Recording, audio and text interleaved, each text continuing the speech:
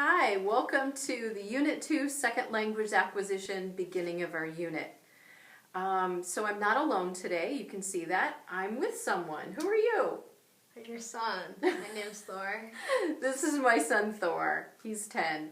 And he was mostly willing to participate today in helping me kick off this lecture, which is really important because what we're talking about is the language of school. So, Thor, how was lunch today? Good. Good. We had a turkey sandwich, which is always a nice little surprise. Yeah? So you like turkey sandwiches? Mm-hmm. Good. And who'd you sit with at lunch? I sat with my friend Joshua. What'd you guys talk about today? We talked about Pokemon. Does he collect Pokemon too? Yeah. This is my Pokemon binder. It has lots of Pokemon cards that I collect. So, are you guys trading right now? Are you trading cards? Usually we do that later, not really on school days. On school days, okay. And what makes a great Pokemon card? Having like this is a mega Pokemon card, meaning that it's really powerful.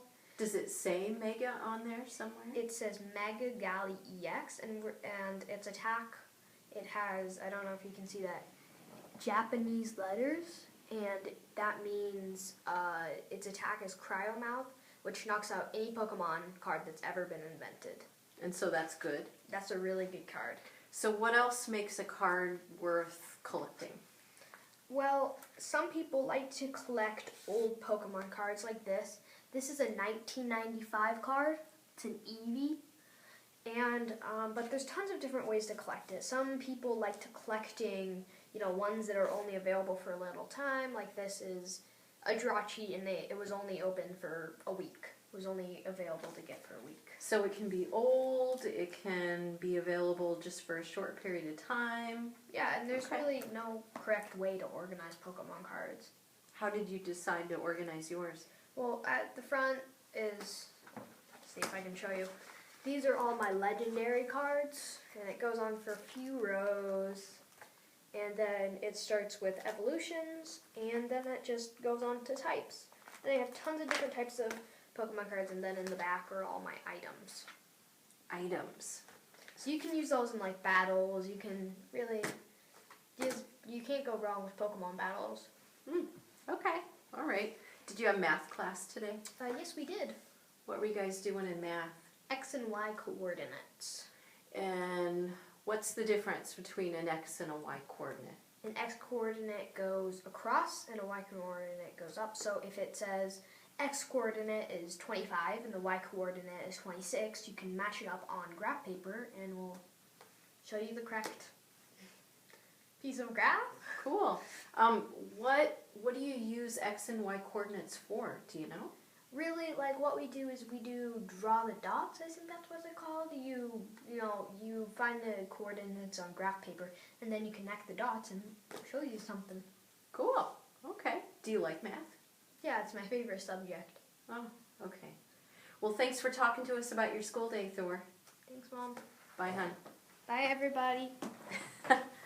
So the reason that I started out the lecture by talking with Thor is so that you can hear just the way that kids talk about their day, the kinds of language that they experience. And this is a really important topic for you to know as a TESOL professional. Because it's important for you to notice that when we say English used at school, what we really mean are many different types of English, many different kinds of language. So I'm going to start out with a story that'll help you understand, I think, the implications of how important this information is. So a Canadian researcher, and he also teaches at a university in Canada, Jim Cummins, he did a big research study in which he was moving around to different K through 12 schools, and he was talking with teachers about their English language learners. Now this was many, many years ago. This was probably almost 30 years ago now. And so this was a new kind of research. And what he noticed was over and over again, he would hear the same kind of thing from English language learners, teachers, whether it was 3rd grade or 7th grade, and he would hear, so-and-so is so lazy, I hear him on the playground, I see her at lunch, I hear her at lunch, and they are speaking in English so fast, and they're able to keep up with their friends, but when they come back from lunch, when they come back from recess, and I say, okay, here's the social studies worksheet, here's the language arts work, the student claims that they can't do it. So I just think that they're lazy. So we heard that over and over again, and what he discovered is that the students, of course, were not lazy, but there were different kinds of language, 2 different kinds of language that they were experiencing and using in their everyday life at school. One type of language is BICS, Basic Interpersonal Communication Skills. And this is, for kids, we say it's playground language. So this is the language of playing kickball. This is the language that it takes to find another teammate to play basketball. This is the language, BICS is the language that the middle schoolers are using at their lockers. This is the language that kids are using in high school to talk about what they're doing on Friday night. This is also the language that students use in the classroom when they're working with a classmate on a project, if they need to borrow a pencil, or if they feel like they need to repeat something. And so this type of language, basic interpersonal communication skills, is a part of the everyday school life. And I'm sure that you noticed that Thor was using this kind of language when he was talking about his Pokemon cards. Now, the other kind of language that is in school is CALP, and this stands for Cognitive Academic Language Proficiency. And CALP is the language, it's what I think of as textbook language. It's the language of the instructions at the top of a math worksheet. It's the language in a social studies textbook. It's the language that students are having to write when they write a lab report. So it's very, very academic. And of course, if we go back to Jim Cummins' story about what he was hearing from teachers, when they heard them in the lunch line, when they heard them at recess, when they heard them around their lockers, they were using BICS, and they were using it very quickly, very fluently. And then they come into the classroom, and once everyone settles down, the teacher wants them to use CALP, and suddenly they're quiet. They're not producing. Obviously not lazy as the teachers thought, but they had developed BICS, but they hadn't developed CALP yet. So what's the difference? Is one easier to learn than the other? Absolutely. BICS, that everyday language, is by most students in most situations picked up very, very quickly. Somewhere between 6 months and 2 years. So what's the difference between 6 months and 2 years? Well, part of the answer is in those individual differences that we looked at in Unit 1. So a little bit of it has to do with the student and whether or not a lot of factors, internal and external, are set up so that they can learn very quickly. But also with BICS, it's whether or not they develop a friendship. Often having at least one close friend really makes a difference. Also having access to friends outside of school or a group of kids, even if it's not every day, but having access to kids outside of school makes a really big difference. For a lot of kids, connecting with a hobby. Other kids, they can learn the language through that hobby. For example, if we went to a different country, if my family traveled, it's very possible that Thor might pick up BICS through a Pokemon club. So, CALP, how long does it take to learn CALP? Well, again, BICS, 6 months to 2 years. 6 months, that's as optimal as it can get. Everything is in your favor. 2 years, not everything's in your favor. It takes you a little bit longer to master that everyday language. CALP, much longer. Somewhere between 5 and 10 years. So that adds another dimension, doesn't it, to what those teachers were saying to Jim Cummins. That what they were seeing is that students had mastered BICS very quickly, but they hadn't mastered CALP yet. And of course, now we know that's the way it works. You master BICS, most students master BICS first, and master CALP later. So I mentioned most students, and you might be wondering, what's the exception? I have worked with a few children who were the children of international scholars. So their parents were enrolled in a PhD program in the U.S., and they had moved their family to the U.S. so that the parents could complete their academic work. Now, in some of those families, the parents had actually prepared the children for going overseas, for entering schools in English. They had prepared them with CALP. They had taught them how to read in English, they had taught them some math in English, and they had actually begun having the children do some homework in English before they left their home country. What they didn't teach them was BICS. They didn't teach them what's the language of asking to borrow something? What's the language of talking about your favorite thing? What's the language of telling someone how to play a game? And so those are some exceptions I can give you of when someone might master CALP before they master BICS. But that doesn't usually happen. It's usually BICS before CALP. So, what we have here is we have a difference between BICS and CALP. So where those teachers saw English, Jim Cummins saw something very different. He saw there's everyday language, that's social language, and then there's the academic language. But as he researched BICS and CALP even more, he found that it's even more complicated than that. Because sometimes BICS and CALP are easier and sometimes they're more difficult. And in fact, he noticed that some teachers were able to teach CALP much faster than other teachers. What were they doing differently? Well, they were contextualizing language.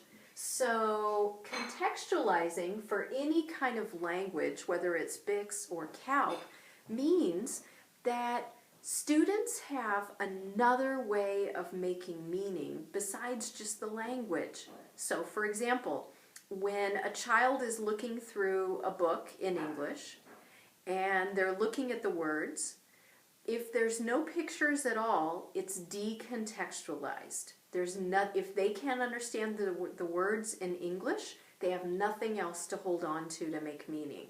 If there's lots of really great pictures that almost tell the story, or at least give lots and lots of clues about what the book is about, say, for example, if it's nonfiction, then that's contextualized. That's contextualized language. And some other examples, so that's written language. Here's another example with BICS.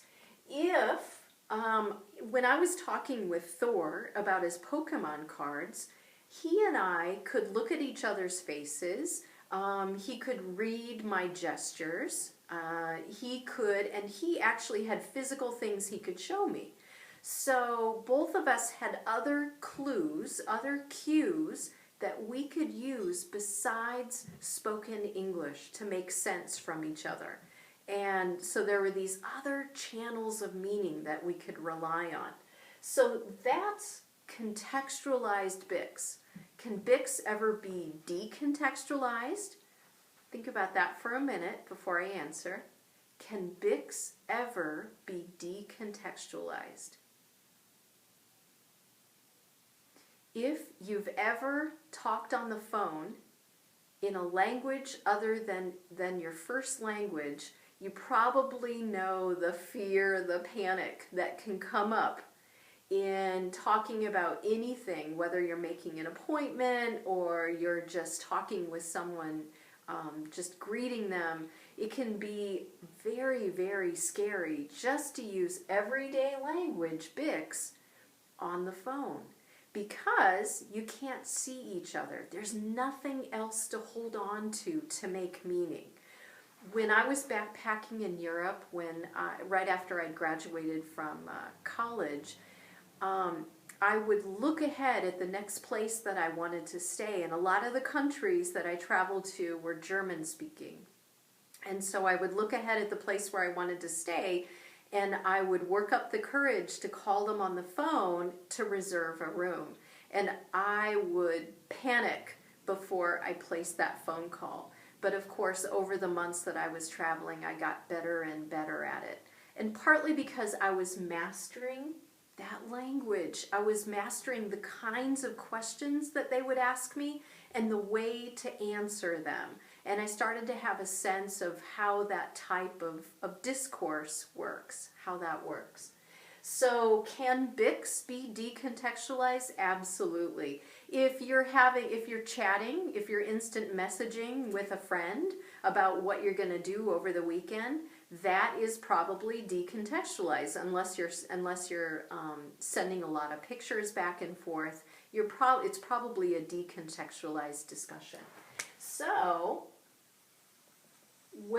back to Jim Cummins' example, where those teachers saw one language, one school language, he saw 2 and then he saw 4. So we'll put contextualized and decontextualized. So contextualized language and decontextualized language.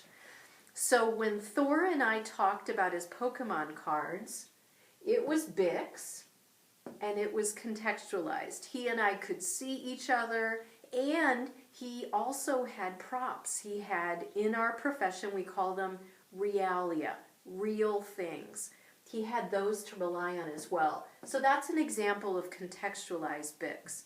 Now, when he talked about school, when he talked about math, actually, which one was that? We know it's CALP. Was it contextualized or decontextualized? Think about that for a moment.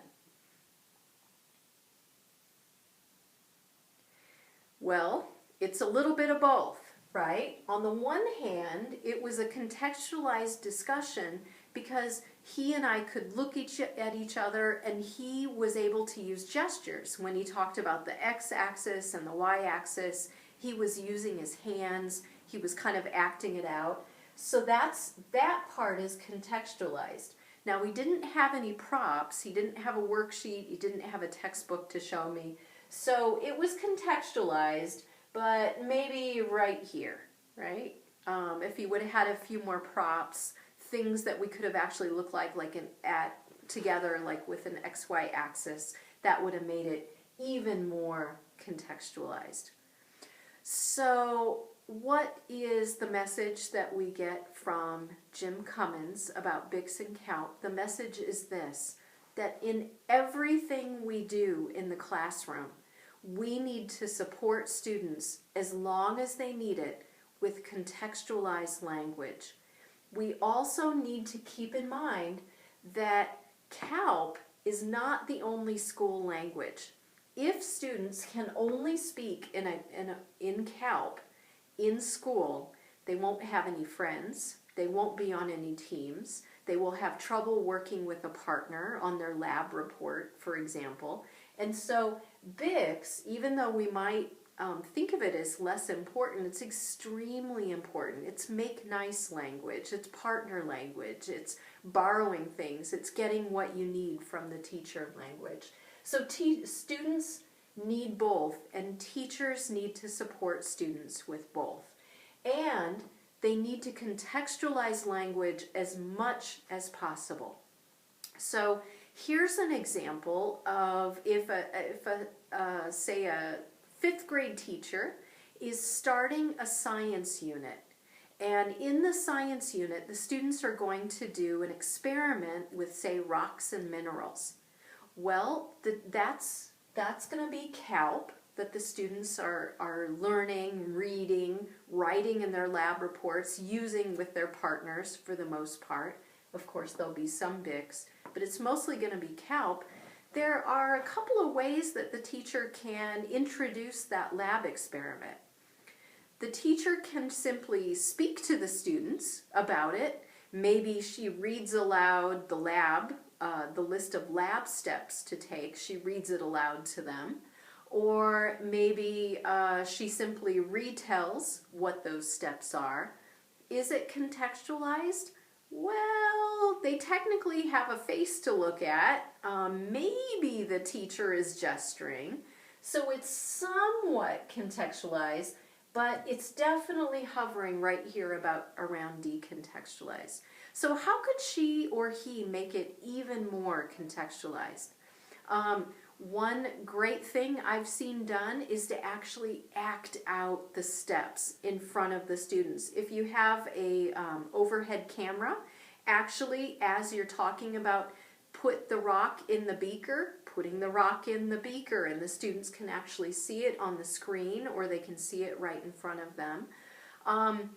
Putting up labels of the different items. If they're using a rock, if they're using a beaker, if they're using tweezers, whatever it is, actually setting those things there, saying the names, and maybe having name cards in front of them as well. So you could also show a YouTube video in which students are carrying out the experiment, so they're able to watch it as well. So is that cheating? No, it's not cheating. It's supporting the language so that students are able to make meaning of the language that they're hearing. And if you give them things to read that have other ways of making sense of the information, lots of pictures, as long as the pictures are understandable, any ways that you've marked up the text, maybe you've highlighted or underlined the most important ideas, those are ways that they can grab onto the words, grab onto the language, and make meaning of it. It's tough work making meaning, and contextualization is our friend. That's what we want to do. Now, it's a little bit more complicated than this. And Elaine Tyrone, who's a second language acquisition researcher, she suggested that, you know, when we're listening to our English language learners produce, that you might hear something in one instance that you don't hear in another. Much like Jim Cummins was saying, hey, well, if they sound very fluent and they're producing English easily, it's very likely BICS rather than CALP. Or if they're able to read a text easily, it's very likely, even though it's CALP, that it's contextualized rather than decontextualized. Elaine Tyrone suggested that when students produce language, especially around speaking, but writing too, you might see a lot of errors or you might see very few. And so if you, for example, ask a student for a writing sample, 2 writing samples, you might get very different samples, very different demonstrations of what the student can do. Why the difference? She said that sometimes we use, I'll write it here, sometimes we use a careful style. And when we use a careful style, that means we really care about the outcome. And so students tend to prepare, they tend to maybe even practice. They think ahead, maybe they remind themselves of the language that they need for this. Maybe they memorize some language. I actually use a bit of careful style when I am in Nicaragua, and I'm, especially in my first few weeks back, when I'm going to a pulperia, which is a small grocery store. And even though it's BICS, to walk into a grocery store, greet people, and ask for what you need. In most stores, at least in small villages in Nicaragua, you don't simply walk around and grab what you want and then pay for it. Everything is behind a counter. So you have to, and you can't just point because it's pretty far back behind the counter. You have to actually name what it is that you want and how many. And so that is a lot of language. That's a lot of BICS language. I actually, especially when I'm first back, I use careful style. As I'm walking from the school where I usually stay in the village to the pulperia, I am saying the words to myself about what are the items that I need, and I practice saying it. Saying I need 2 of these, I need a pound of that sort of thing. So that's an example of careful style. There's another style as well, and this is vernacular. Vernacular means the opposite. It's everyday style, it's carefree, so you could say there's careful and carefree. And it's not prepared. There's students are not worried about the outcome. You simply talk or you simply write. So I use the vernacular when I'm in Nicaragua. After I've been back a couple of weeks, I'm not preparing what I'm going to say at the pulperia anymore. I'm thinking about other things when I'm walking to the pulperia. And so the language that I'm using there is vernacular. I'm not worried about making mistakes anymore. I trust that I'll find a way to express what I want to say. Vernacular also happens when students are on the playground. It happens when students are in the lunch line. Usually, could there be some examples of BICS that are actually vernacular? So in other words, could there be some moments of everyday language that students carefully prepare? Stop and think if you can think of any examples. I can think of one. I can think of if a student wanted to ask another student to go on a date with them or go to a dance with them or to do something else that was meaningful to the student, like to have lunch with them, whatever it is. The more they care about the outcome, the more they care that they get to the answer yes, the more careful style they are going to use. So BICS can be in the careful style, but it's not usually. Usually we associate BICS with vernacular, and usually we associate CALP with the more careful style. At least when students are giving presentations or when students are speaking in front of the whole class. So if you are moving around your classroom and you're asking students, why do you think that is? Or you answered 3 to the question number 4. How did you come up with that answer? If you're talking to the student one-on-one or you're just talking to a small group, it's very possible that their answer will be vernacular. But if you ask a student in front of the whole group, you might see a very different response. You might see the student be a little less fluent. They might slow down their words a little bit more. And they might actually be more careful with their grammar. You might hear fewer errors, for example, but it might be a little less fluent. So this gives you a sense of the dimensions of language that we experience in school. There's not just the language of school. There's not just English at school. There's BICS and CALP. There's contextualized and decontextualized. There's careful style and there's vernacular style. So where to go next? So this is the very beginning of Unit 2, and there'll be a lot more later. But right now, what I want you to focus on is I want you to go to the reading, the online reading, right underneath this lecture. And it's a really simple, easy to understand reading that talks about BICS and CALP and contextualization and decontextualization. And I think it'll maybe, as some questions are coming to you, it might help answer some of those questions.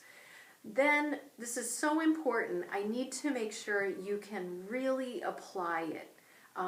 Even if you're not headed to K through 12, if you're headed to teach in Korea or you're headed to teach adults, this really matters because you will see BICS and CALP in the adult classroom. You will see moments where careful style is being used. You'll see moments where vernacular style is being used. When you're assessing students, you need to know what you're really assessing, what you're really capturing for what they can do. So I want you to apply it in two different ways. There's two sets of examples that I want you to apply this to. The first one that you'll see, what you'll do is you'll decide for each example, is it BICS or is it CALP? And once you have that, is it contextualized or decontextualized? And then, is it careful style or is it vernacular? And there's at least one of the examples where there's a couple of different possibilities. Partly because you have someone speaking and you have someone listening. So it's very possible the answers are different for the two of those. So after you do that, if there's any that you're not sure about, meet us in the discussion, the very first discussion that I'll set up for this. And I want you to ask, and we'll make sure that you're clear on which one it is. After you do that, then the second practice examples I want you to use is the next place where we're going. And that is to talk about, just like in English, students have BICS and CALP, that of course means that English language learners are coming to you with some BICS in their first language and probably, not definitely, but probably some CALP as well. Now, what Jim Cummins went on to do is to take a look at what's the impact on the amount of BICS that a student is coming in with in their first language and the amount of CALP that they're coming into English with. Now, before Jim Cummins' research, what a lot of people thought was tabula rasa. They thought that it's best if an English language learner arrives not knowing anything in their first language. So having a blank slate. In other words, the more that they've learned in that first language, the more you have to undo and start over in English. And what Jim Cummins showed is actually it's the complete opposite. The more BICS and CALP that students come to us with, the easier it is for us to teach them that in English. Think of it this way. If a student has learned to read in their first language, and not only that, but they've started to learn to read in math in their first language, they've started to learn how to write a science report in science, they've learned how to read an essay in their first language, that's like the track was put down, a train track. And the more they learn, the farther that train track goes. And when you teach them English, you're simply setting a train down on that track, and you just have to extend the track where it ends with their first language. So once again, what I'm saying is that 30 years ago, we thought that if students come to us, English language learners, and they've got BICS and CALP in their first language, that's a problem. And now we know it's the exact opposite. The more students come to us with BICS and CALP, the easier it is for us to teach them those things in English. The easier it is for us to build on what they can already do. And I think this will happen if you think back on Unit 1, when we were talking about internal differences. Hold on a second. When we were talking about internal differences, individual differences, and I talked about that educational background can be a significant difference. This really starts to get you thinking about a student who was born in the U.S. and did not learn to read and write in the home language is going to have a very different situation than a child who was born in another country, learned to read and write in the first language, developed those BICS in the first language, and maybe even got 5 or 6 years of schooling in CALP in that first language. They are in very different situation. I think in popular culture, most people would look at that child who was born here and say, they're going to succeed, they're going to make it. And actually, it's the student who has a lot of that track built already in the first language. They'll have to work hard, but they are very likely to be successful. So all of this is a way to say, the second set of examples I want you to apply this to, I want you to read the description of a student and decide, what is their BICS probably like in their first language, their home language? What's it probably like in their second language, English? How about for CALP? How much CALP are they probably coming in with? And how are they probably doing, or how much do they have right now in English? So once you've gotten through all that, then where we're headed next is to look at the systems of language, the systems of linguistics. But let's tackle BICS and CALP first, and then I'll see you in the discussion.